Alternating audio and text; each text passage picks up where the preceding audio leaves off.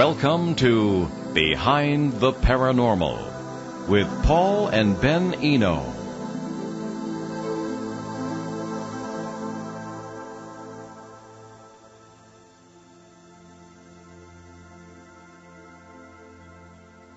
Hello, and welcome to Behind the Paranormal with Paul and Ben Eno. I'm Ben, and I recently tried to give the introduction, but I'm not good at giving introductions. So, I'd just like to welcome you to Behind the Paranormal with Paul and Ben Eno. And I asked a few questions and saying, is it possible to live in the multiverse and function on day-to-day tasks, blah, blah, blah, all that fun stuff. So, my father is not here today because he is currently covering a very important event for one of his many jobs. I can't count on one hand how many jobs he has. So, welcome to Behind the Paranormal again. So, before we get to our guest tonight, I would like to say that our paranormal contest has not had a winner yet. And the question was, it was a very vague question about Danish castles and how many ghosts are inside said Danish castle. And the answer to that question in the Danish castles or crap like that is there are 3 ghosts in Dragsholm Castle in Odsherred, Denmark, whatever. And one of the ghosts is the Grey Lady, a worker in the castle at one time, the White Lady, the daughter of a former owner of the castle, and the Earl of Bothwell. And all that fun stuff, but we didn't get a chance to get a winner to that, so let us move on to this week's question. So this week's question is, in which 1960s rock star had a running conspiracy theory that he may be an alien?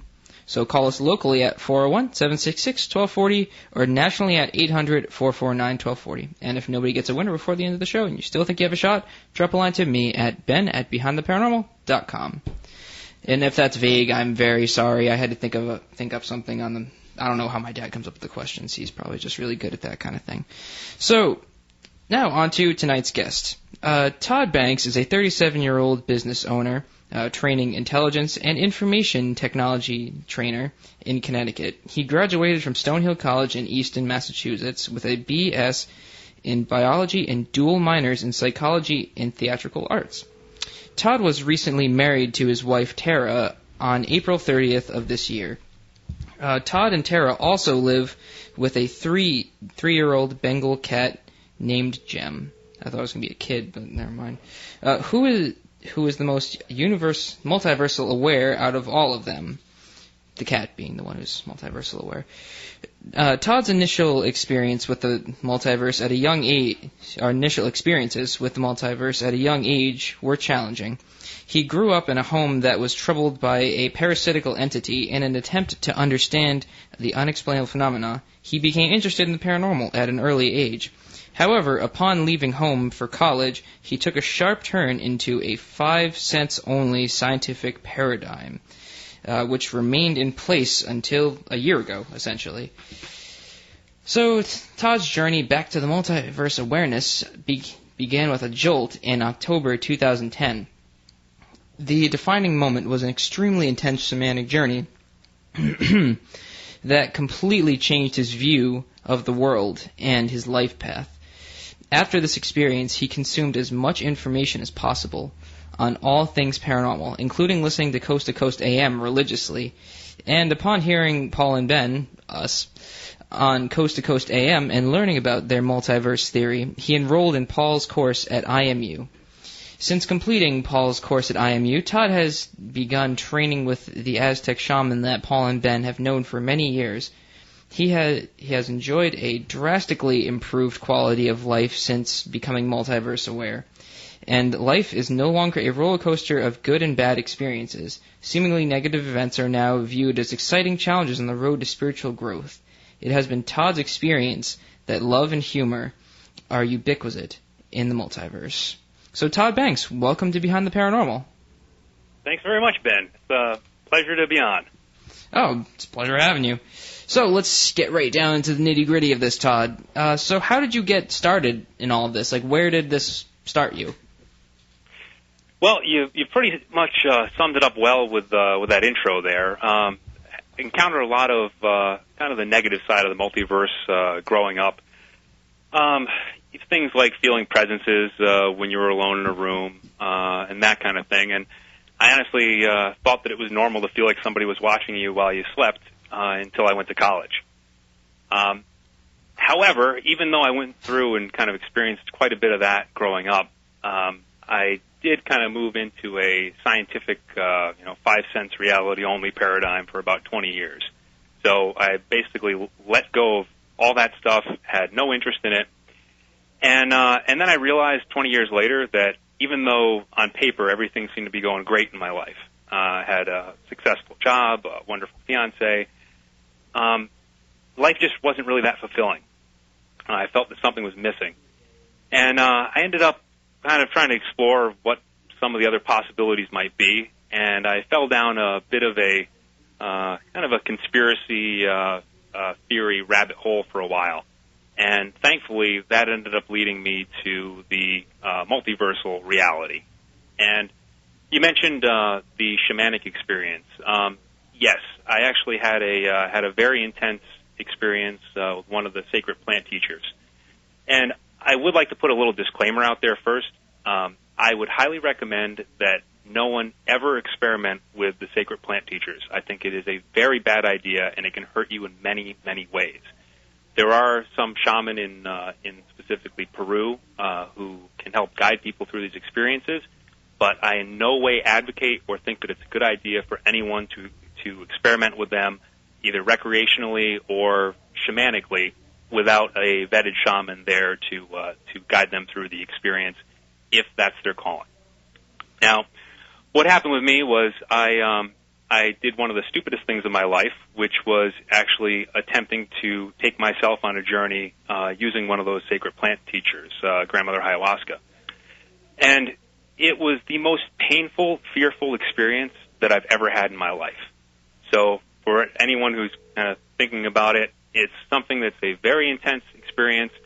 Even with a shaman with you, it's going to be something unlike anything you've ever experienced before. I equate it to my very existence was taken and held to a white-hot flame in which I finally let go of my ego and became fairly multiversal aware very quickly. It was like going out of a slingshot when a better path to go is to kind of slowly walk up that hill to awareness. After that experience, I've been working on, actually I did come across both you guys on Coast to Coast, and thankfully I had some good guidance from the beginning through both of you, through the shaman that we mentioned earlier, and enrolling in Paul's course definitely helped out quite a bit. I think I ended up maxing out the memory capacity on my Amazon Kindle, taking notes on your father's book, Turning Home, God's Ghosts and Human Destiny. It can actually hold a lot of highlighting and a lot of notes. I know that firsthand. Oh yeah, exactly. There's a lot of stuff in my dad's book. I'm going to be honest with you. I've never gotten through the entire thing, probably because I've been to every single lecture that he's ever had on it. So I basically know the book without having to read it. I understand exactly what you're saying. It's like you're 10 years old until, well, whenever it hits you. Like you're just basically a selfish little kid until everything just sort of hits. But now moving on to the next question. So now that you're multiverse aware, what experiences have you had because of it, or any paranormal experiences in general? Oh, there's actually been quite a few. It seems like as you become more and more aware, these experiences tend to find you.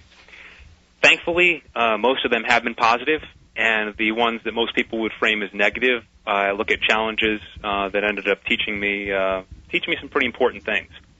A lot of times people hear about the negative ones, about hauntings and parasites and things like that, but I'll give a small example of one of the positive ones that happened, I believe, probably about 3 months ago now. Actually had a friend over, and we were sitting down and kind of talking about life in the living room, and suddenly I noticed that the lights increased, that the whole room got brighter. Not coming from the light necessarily, but just the room got brighter.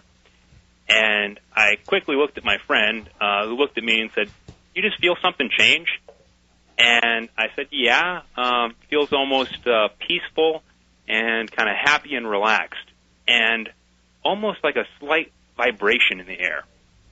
And kind of looked over and actually saw a little bit of a form in the corner, and definitely that was where the lightness was emanating from. And there was just a really nice kind of calmness and peace that came across both of us. I don't know exactly what that was, but it had a really nice kind of feeling, and I definitely looked at it as a positive experience. Oh yeah, definitely. That would definitely count as a positive experience. Usually, just stick with your gut on things, as people would say. Absolutely. Always follow your instincts, because that's our basic function in life. So tell us. Well, you basically explained how you became multiverse aware, but you want to go in greater detail about it? Well, after my initial experience, I learned very quickly that it was a better idea to take things slowly, which I have done since then. So, for instance, meditation has been a great help, learning how to kind of quiet the monkey mind a little bit so that you can be able to listen a little bit more to kind of some of the subtler frequencies and listen into kind of the multiverse a bit more. So I'd say meditation, kind of doing daily meditation has been really useful, trying to keep a state of mindfulness throughout the day. And also one of the things that I think has been invaluable is kind of constantly monitoring the ego. Because I've noticed that my development has been in direct proportion to the amount that I've been able to keep my ego out of the way. And that was probably the best gift that I got from that sacred plant teacher, was that my ego got removed from the front seat. My ego was no longer driving. It still would rear its head and still does. I mean, I've got to look at myself as halfway through spiritual kindergarten right now. Like, I've learned how to put a couple of blocks on top of each other, but I'm still eating paste. I like that. Spiritual kindergarten. I'll have to write that one down. But yes. Forgot where I was going with that. All right. So let's talk about the benefits of being multiverse aware. What would you say the benefits are? Well, one of the big things is that you have less of a fear of death, and I see that as a very good thing, because you don't actually frame death in the same way anymore. I believe that one of the terms that you like to use is translate, and I definitely agree with that. I don't think that there's any end to this consciousness or incarnation. So once you kind of get that under your belt, and you're not really afraid of leaving or translating from here, it gives you a lot more freedom to do what you really love and what you really want. That's one of the benefits. Another is just kind of the peace that comes with a non-dualistic worldview. I used to see things as black and white, and then later in life slowly learned that there were some shades of gray in there. And then more recently, beginning to get a bit of a non-dualistic worldview where you look at everything as potential for spiritual growth. So things that used to be framed as negative, it's going to be a challenge that's provided for you, and it's a test you can grow from. So that's absolutely how I look at everything that happens. And definitely the tests keep coming. So something that may have challenged you before, perhaps it was, let's say, if a car cuts you off in traffic, you would normally go into a rage about it. It's noticing that feeling, seeing it happen, and choosing not to follow your ego and not to have your ego race off and get you into a state that you would rather not be in. And look at that as, okay, I've just been given a challenge, and let's see if I can overcome it or not. That's definitely another benefit. Something else is that I'm beginning, and again, I'm I'm just kind of becoming multiverse aware. I don't nearly have the experience that you and your father have. But one of the other things that I found really useful is that you begin to see how you can affect reality energetically. So, for example, if there's an argument going on or some sort of a crisis, there are ways to actually help calm people down through your energy and not just with your words. And I found that to be extremely helpful. Yeah, that's very, very, very helpful, especially when it comes to people like, the video that everybody in my generation that has seen in, what's it called, Driver's Ed, where like the deacon guy comes out of his car, he's just mad as all heck and just whips out a crossbow, and it's like, oh, why does that guy have a crossbow? Well, instead of dealing with that and like, oh, hey, don't shoot me, it's more of exuding positive energy towards that guy, because there's got to be a reason why he's mad. Absolutely. So then you just sort of chill out, man. What's the reason why you're mad? All that stuff. But I have to interrupt the conversation real quick because we have a winner to our paranormal contest question, as opposed to last week where the question was so complicated nobody could answer it. And I'm glad that this was very clear. So Scott Gogan of Uxbridge, Massachusetts, has answered the question correctly, and the answer to the question was Jimi Hendrix. I never said what you guys would win, so I guess you guys will get a copy of Turning Home, God, Ghosts, and Human Destiny by my dad, and I'll make sure he signs it, and I'll get this to him. Okay, so that brings us to our next point. Well, not a point. I had a question myself to ask you. When you meditate, what kind of meditations do you have? Do you mean what technique or what experiences during the meditation? What experiences during the meditation? Do you just sort of relax? Do you have visions? Blah, blah, blah. It depends on the day. There are some times where I'll do a meditation intentionally to try to work out and remove some energy blocks and to get kind of my energy flowing a bit better. There's other times where I'll go into a state of no mind, and whatever happens to come to me comes to me. So there's typically I will get some visions, whether it be either auditory or actual visual, usually about like once a week or so. And then other times it'll take me into a state where time basically goes away. Then I kind of blink my eyes and half an hour has gone by. So it all depends on the day and what my objective is going into the meditation. But definitely I have had some visions as well. Well, that actually is a lot easier, because instead of meditating every time you get a vision, it's like, oh crap, what do I do now? That sort of thing. So that leads us down into our next point. Well, not really, it doesn't. But so what do you, like, let's say you're talking to some guy in the street and you're just like, oh, well, hey, how's it going? I do this, or this. Or he asks you what you do or whatever. How do you explain this to someone if he's like, oh, you're just crazy, you're just high, or something like that?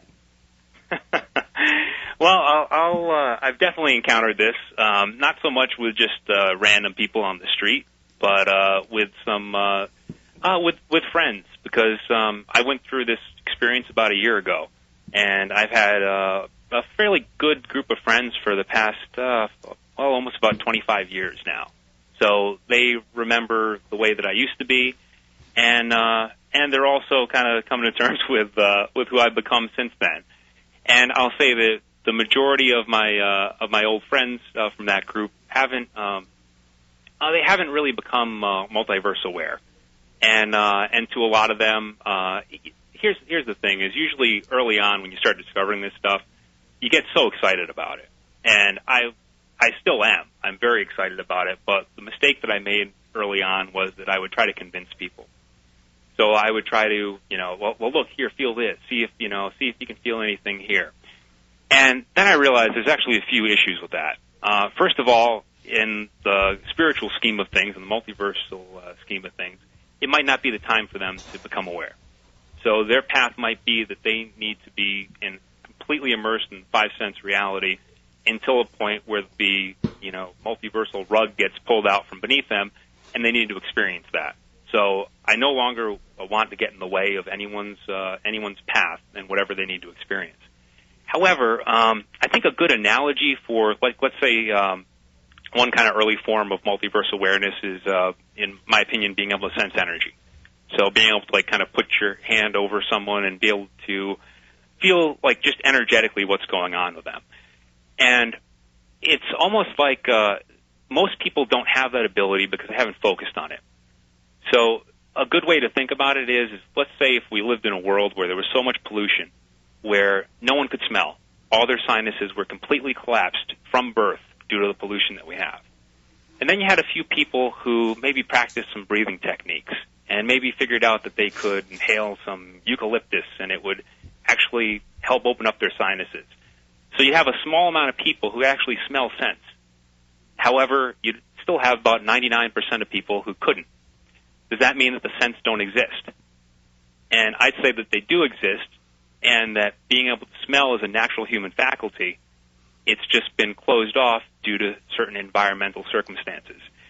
And I believe that that's definitely the case with multiverse awareness. I think it's a natural human faculty. I don't think there's anything paranormal about it, but I do believe that the environment that we live in, as well as the things that we consume and are put into some of our products, basically they pull people away from that faculty, and they do the equivalent of shutting our sinuses for energy awareness.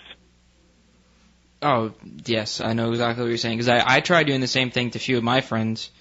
Like, I've had a good group of friends for a while, and I've known them since middle school, and when I didn't talk to them for like 2 years. I went through this whole period in my senior year of high school where I just didn't talk to them anymore. Not because I didn't like them, I just didn't have a chance to, because a few of them were at college, other people went to different schools, and like I just didn't talk to them. And I made a whole nother group of friends, and I went through a whole weird time, and when they finally saw me, they were like, whoa, you lost like 70 pounds, and you're really different. And I was like, oh, thanks, man. And so when I tried to explain to them like what happened to me, they were just like, I don't get it. Or some people understood, other people didn't understand, and I made new friends after that who did understand. And it was a whole complicated cycle where it's like I know what you're saying. Sometimes you just can't talk to people about this kind of stuff. So I guess that leads into another thing, but I think we might as well take a break for commercials, since it now seems like a good time before we get into our next half hour. So you are listening to Behind the Paranormal with Paul and Ben Eno on WOON 1240 AM. Stay with us.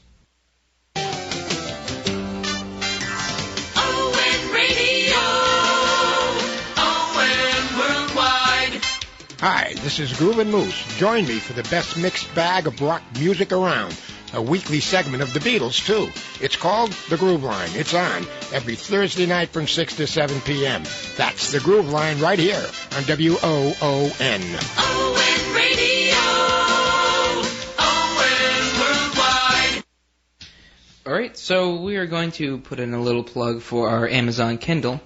So, ebooks are becoming an attractive alternative to expensive printed books, newspapers, and magazines. And your best deal in ebooks is the Amazon Kindle e-reader. Now priced as low as $114, and you can get over 900 books, newspapers, and magazines electronically delivered right to your fingertips.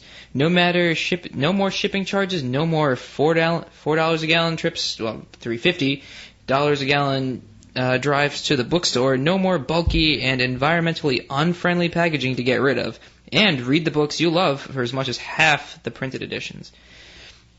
So, books available on Amazon Kindle, including 4 of my dad's books, and they include the popular Footsteps in the Attic, which is no longer available in stores until it's reprinted later this year. I can't tell you when exactly. Turning Home, God, Ghosts, and Human Destiny, Faces at the Window, and Under His Historian's Hat, Rhode Island A Genial History, which he co-authored with Emmy Award-winning TV journalist Glenn Laxton. So check out the Amazon Kindle store at Amazon.com today. Kindle also is available at Staples, and it makes great gifts. So, Todd, we are back from our break on WOON 1240. This is Behind the Paranormal with Paul and Ben Eno, or Ben today. That is me. And so you are all listening to the soothing tones of me and our guest, Todd Banks. So now we are going to talk about the downsides of multiverse awareness. And, Todd, what do you think the downsides are? One thing I just want to mention about kind of how to respond to people. Oh yeah, let's go back to that. One thing I didn't mention is that there's an awful lot of scientific research out there that's been done, and there are if people are really interested in finding out kind of the reality behind all this, they can do the research. For instance, Dr. Gary Schwartz's work is excellent, or anything from the Society for Scientific Exploration. Or even Fred Alan Wolf. Yes. Yep. Exactly. All PhDs, professors at major universities. It's the data's out there. So for people who doubt their own senses, which definitely there's a lot of people out there like that. I was like that before my experiences. Like if I experienced something directly, I would just write it off as my mind playing tricks on me. But it's definitely an observable reality. So just wanted to put that in there. As far as the downsides of multiverse awareness, first of all, staying grounded. That's definitely something that you need to pay attention to, because it's very easy to get caught up in the phenomenon and the multiverse. But we have a physical existence here that we need to pay attention to. And if you don't pay attention to the physical experience here, you're probably going to miss out on the lessons that you're supposed to learn. So staying grounded, I'd say, is a very important thing. It's easy to not be grounded, and that's definitely one of the downsides as you become more aware of these energies. Another is you tend to, and I'm not sure if you found this at all, Ben, but I've noticed that you tend to attract the attention of entities as you become more aware of them. So there's the positive side of that, like I mentioned with that whatever positive being showed up a few months back. But there's also the negative side of it. So you become a little bit of a brighter light to say, parasitical entities as well, which can definitely be challenging to overcome. Another terrible thing is doubt, like that you can add to that list. I understand the attention and grounded thing because I have problems with that all the time. If you talk to any of my professors or friends, they'll be like, he zones out a lot or whatever. Because sometimes I even forget who I am. Like professors calling me in class, and I'm like, what? And I'm like, oh yeah, that's me. And the worst part is it's keeping up with it too. Like keeping up with the meditation, keeping up with all this stuff. There's so many distractions in our society. Like for me, I love playing video games, and I, like all nice American teenagers, I play video games. But even then, it gets to the point where it's like, oh, I need to stop doing this, I need to stop doing this, I need to stop doing this. I mean, there was a point, like, during that weird time in my senior year, I stopped doing everything. I didn't watch TV, I didn't go on my computer, I stayed away from my computer, didn't play video games. All I did was watch, like, movies, and that included, like, Quentin Tarantino movies and other existentialist films and all that crap. And I watched my favorite show, and that was about it. And I just meditated all the time, and then I got a girlfriend, and things changed, and I don't know, I got better from it because now she keeps me grounded. But it's just like it's hard to keep a good balance between the spiritual and, well, everyday life. I don't want to say materialistic because I don't consider myself materialistic. And the doubt that comes in too, because it's like, oh, am I doing the right thing? Or it's not like a bad kind of doubt. It's like a healthy doubt to make you like question, oh, am I on the right path? Like, oh, maybe I should check this, and check that. Like doubt comes in everything, in all good there is bad. And the attention thing, that's also a horrible thing. I can tell you some stories, like I can't sleep on my first floor of my house anymore because like I wake up like 2-3 in the morning, and like I hear like tapping on the windows, like something just keeps me awake, and it's not windy out, it's none of the bushes near my house, and like it just keeps tapping, and it's just annoying as all heck. And I can't like fall back to sleep, so I'm up like the entire night until it finally stops. And it's just awful. It's awful. So I understand exactly what you're saying with that. It's just an awful, awful thing. So that just moves on with the attention into, oh, did you have more to add? One other thing, I would say is that another downside is that you have to be aware of pulling people's negative energy off of them. It seems like you end up becoming a little bit more like Velcro for any energies out there. So just it's easy to pick up things like even something like somebody has like an energetic issue. It's very easy to pull that off of them and then have to clear it yourself. And I'm still in the process of figuring out, and working on effective ways to quickly ground and, clear out those things that I pick up. But I'm still picking them up at this point. And, there's a few things people can do to kind of help prevent that from happening. And one of those I'd say is like staying away from places that are like parasite feeding frenzies. That's basically what I call any place on a Thursday, Friday, or Saturday night where people are getting drunk. Oh yeah, exactly. Alcohol is not a good thing when it's used outside of moderation. The reasoning I'd say behind that is that it feels like it lowers your defenses, and when people get to the point of being heavily buzzed or drunk, they tend to pull on all sorts of nasty things.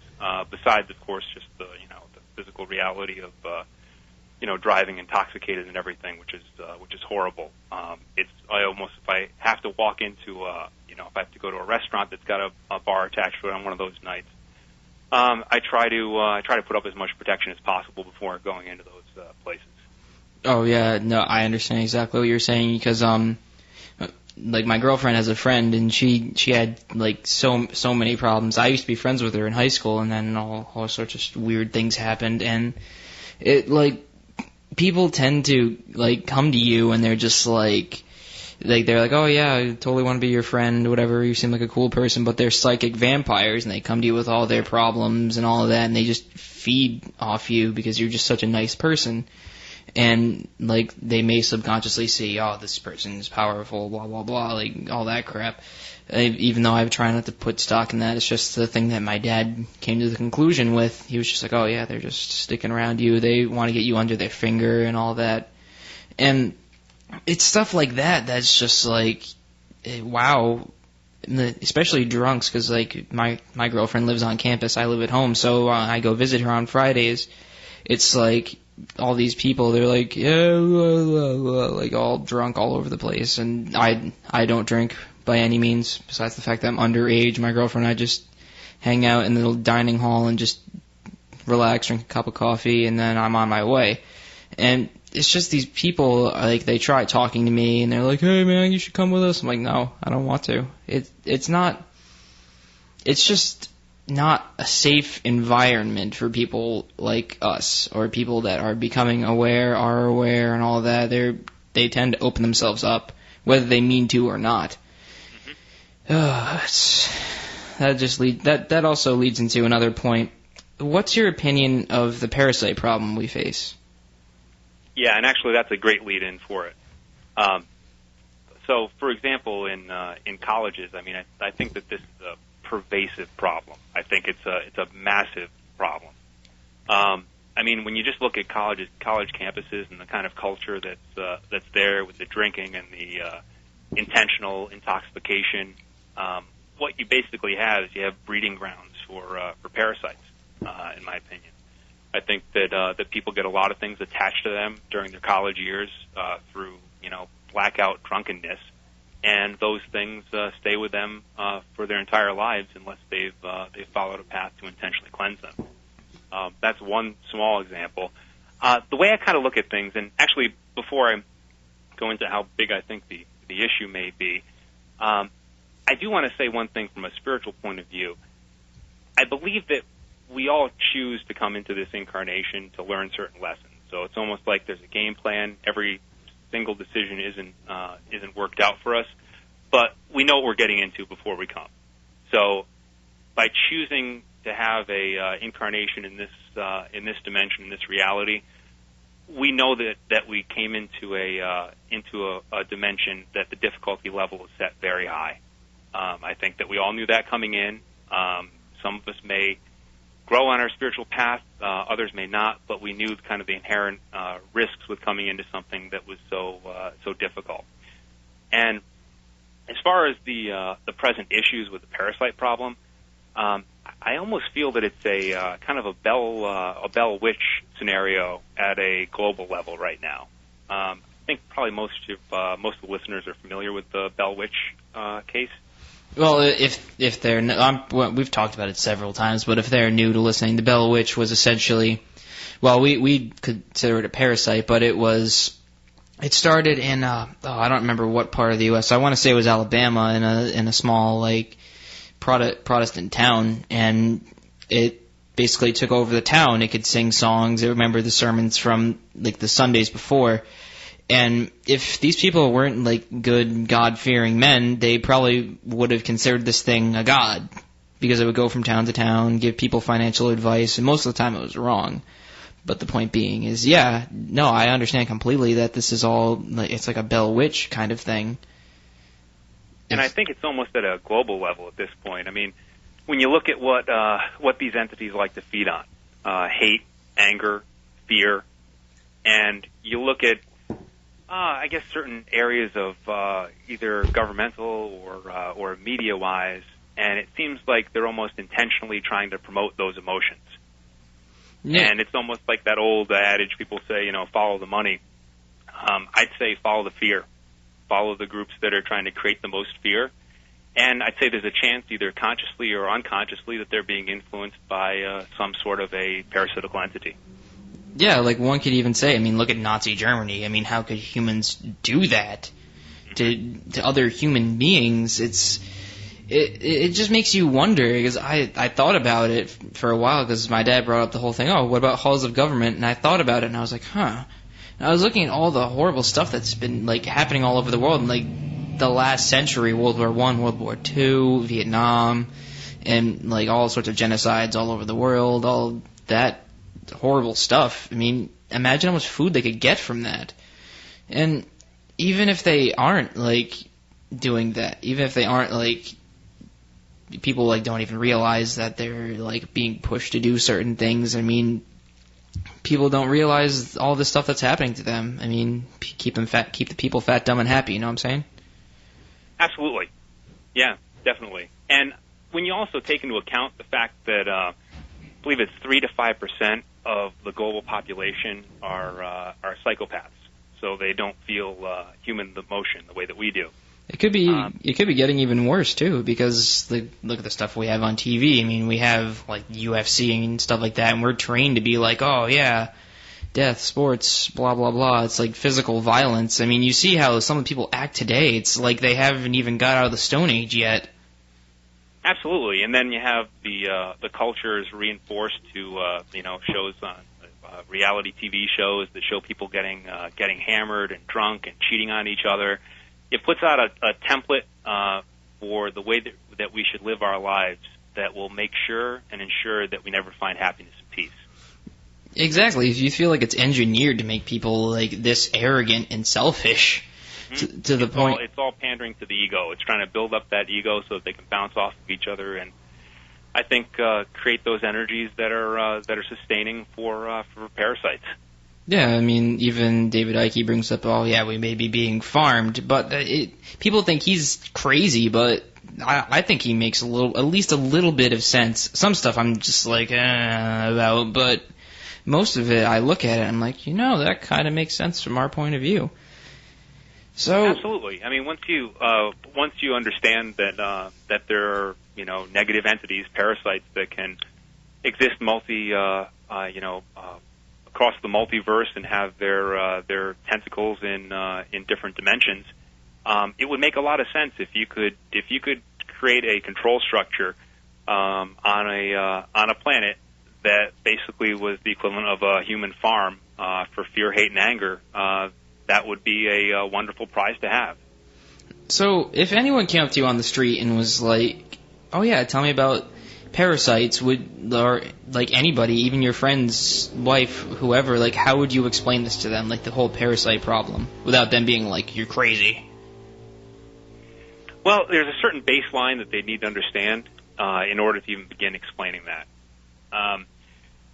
A good way usually is bringing up, have you ever walked into a room and just felt that something was wrong? You had a gut instinct where it just felt like there was something that just wasn't right. And most people, even if they're not multiverse aware on a daily basis, have experienced that at some point. And that'll start to get them in the realizing that there's a possibility that energy can be negative. And once people realize that, or even if you walk into a room after a heavy argument's taken place, and from there, as far as how I would explain how parasites work, is that a lot of people, if they're coming from a scientific mindset, they're comfortable with some people are comfortable with quantum physics, and that's where a lot of the multiverse theory, my belief, it comes from. And you basically have entities out there that live off of those negative energies, and they are multidimensional. They're not ghosts. They're not just energies riding around. They're actually physical entities that drink up this stuff as fuel. Yeah. So, like, have you ever had to explain it to like an actual like ghost hunter, like the ghost hunter, quote unquote, or have you even run into any of them?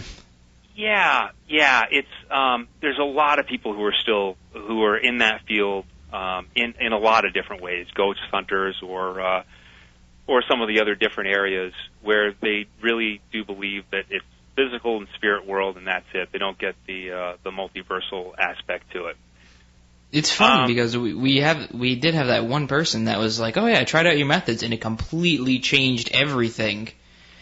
And it's weird to see like how these people that have been doing the same thing for years and years and years, who have like found no conclusive evidence, like, oh, we're trying to prove it to science, and it's like you can't prove anything to science. There's no way to do that. They're stuck in their ways, and that is all they're going to be. So, this also sort of brings us into the next point.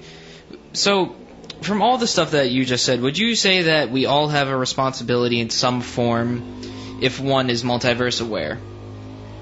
Absolutely. Yeah. I think that once you cross that bridge, there's no going back. So, a few of the responsibilities I think people have who have become multiverse aware is respect for the free will of others. That's one of those big universal laws that you don't want to be breaking. Oh, yeah, free will. So, for instance, people who believe that it's a good idea to dabble in, let's say, magic and put a love spell on somebody to influence somebody to have feelings for them, you've just broken the free will contract.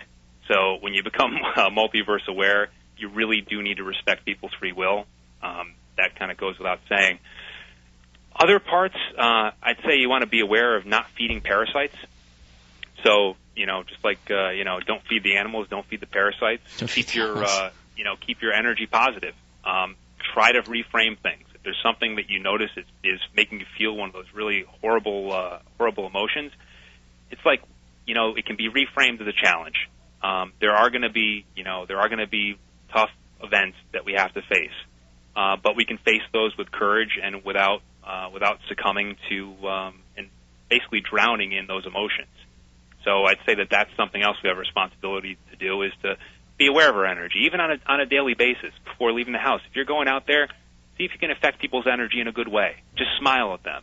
Try to if you've done this kind of thing, like kind of expand your energy out and just put out some happiness and just be friendly to people. It's as your father said one time, and I'm sure he said it on the show before, but you tell somebody to go out in their yard naked swinging a rubber chicken over their head, they'll do it. But you tell them to love one another and to be friendly to each other, and they look at you like you have three heads. Oh yeah, it's true. It's I don't know. I don't get the appeal of psychics and mediums, mostly because I don't know. I'm not going to say I don't trust them, but some of them, it's just they don't know what they're dealing with. It's hard to look at from a two-dimensional point of view when there could be like 4, 5, 6 different dimensions of viewing things. It's like philosophy, except that would say that there's no wrong answer ever, and that we all could not exist in some way or form. But the point being is, I'd also say that we'd have a responsibility to help as many people as we can if they are afflicted by parasites or things like that. Absolutely. Yeah, and I think see, with both you and your father, like, people know that you're people that they can go to.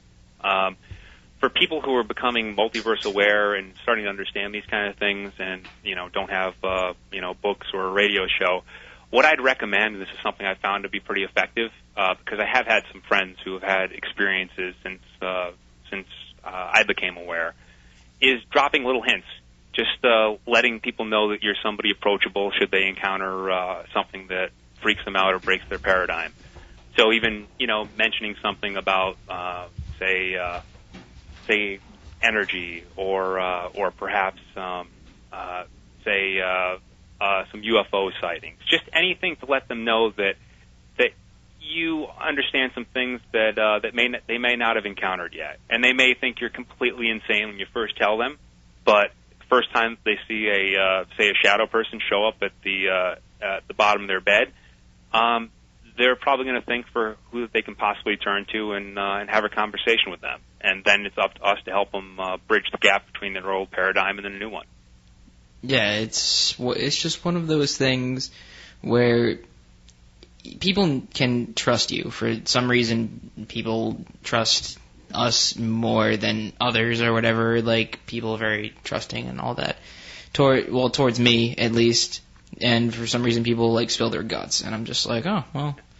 I tend to do that, too. Maybe because I'm naive, or maybe I see something I like in someone, because we all pick groups of friends that for a reason, we're friends with those people, whether it be from one stage of life to another, or they're bound to be your good friends for a really long time. So this is a completely different question, but I wanted to ask, did your background as a personal trainer help you with any of this? Well, since parasites are, they do have a physical body, it's helped with wrestling with them. That may be truer. That statement may be truer than you think. No, I'm kidding there. Well, I think that physical activity does help kind of your connection and staying grounded, so that the workouts and that kind of thing can help you stay grounded while you're doing the meditation and becoming more multiverse aware. So in that way, I would say absolutely. It definitely helps. So you told my dad a story. Well, you sent him an email, and I happened to see it too because you sent it to both of us. That you had like a really like horrible cold, and you did some meditation, steaming, and all that crap, and it led to some really weird event. I didn't get to finish reading it because I had to go do something. So would you like to talk about it? Sure.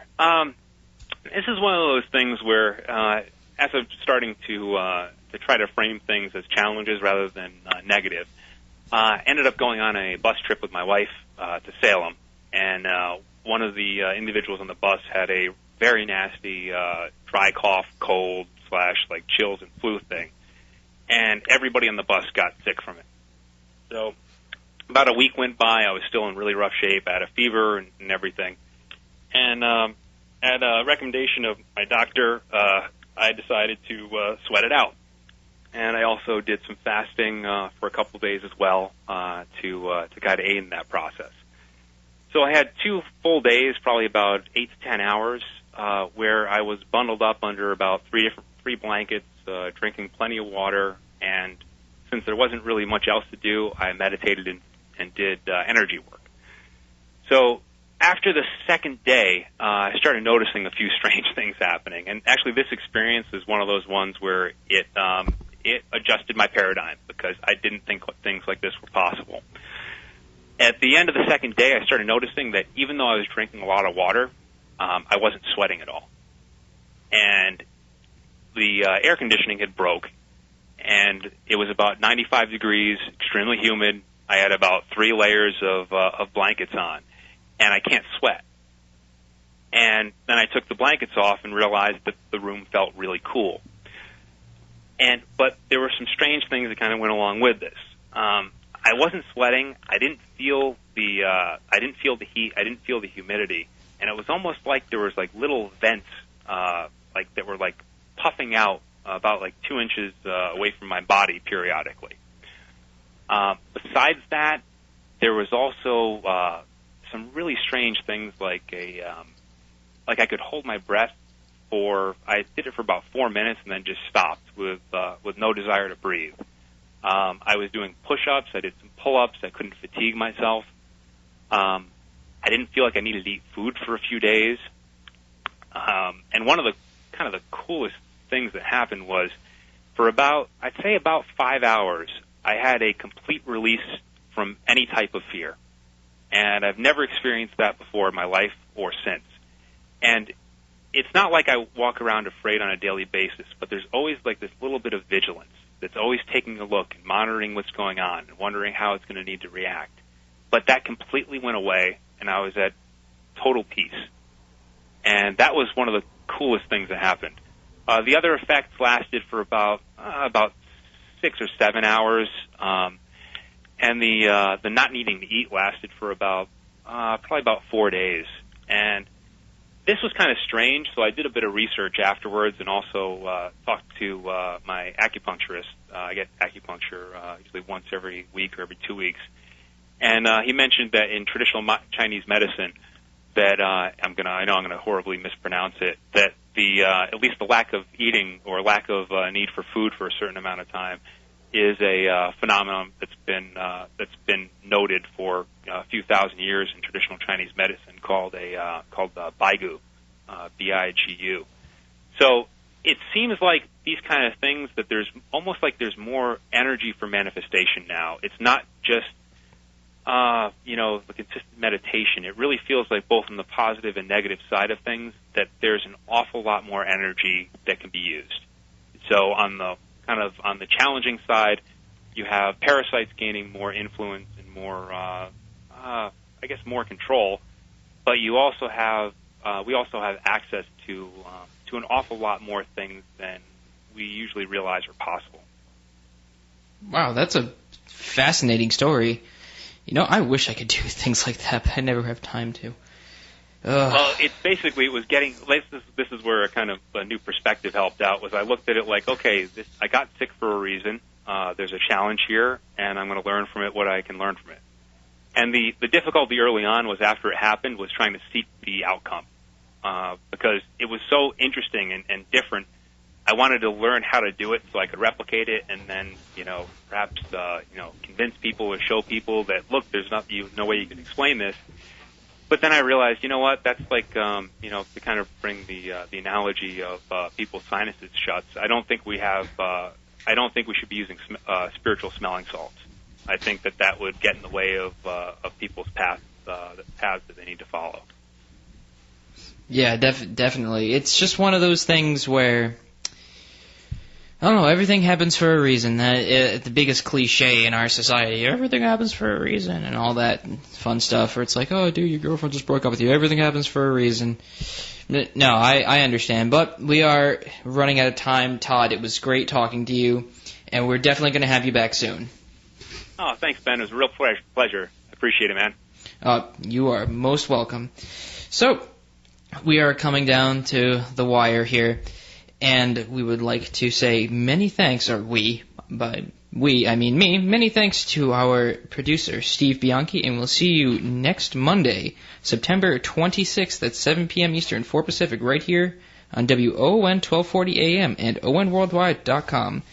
And so we're going to be doing a lot of emails that day. We're going to have a nice open line show. And we will also be having an open line show on our Sunday evening CBS radio edition in Boston, Pittsburgh, Detroit, and Seattle, and online at www.newskyradio.com. And that is on Sunday, September 25th, where there will also be another open line show. If I get that wrong, my dad will send out a newsletter and just say, oh yeah, we totally are doing something that day. And remember, you can always get free podcasts of all our shows, and there are over 300 of them now, along with show schedules and guest information at www.behindtheparanormal.com.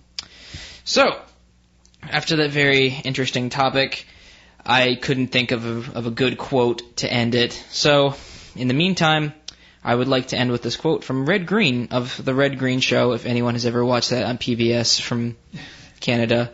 Always keep your stick on the ice. So thank you for joining us on our great cosmic journey, and we shall see you next time. Return to this radio frequency 167 hours from now for another edition of Behind the Paranormal with Paul and Ben Eno.